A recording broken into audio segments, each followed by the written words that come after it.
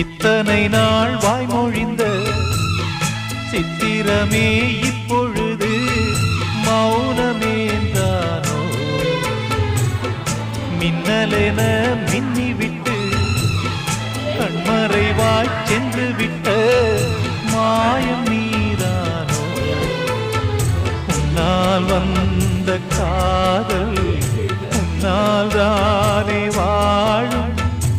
என்னை நீங்கி போனார் உன்னை சேரும் பாவம். எனக்கொரு அடைக்கலம் வழங்குமோ உன் இதயமே? அன்பேவா அருகிலே என் வாசல் வழியிலே உல்லாச மாளிகை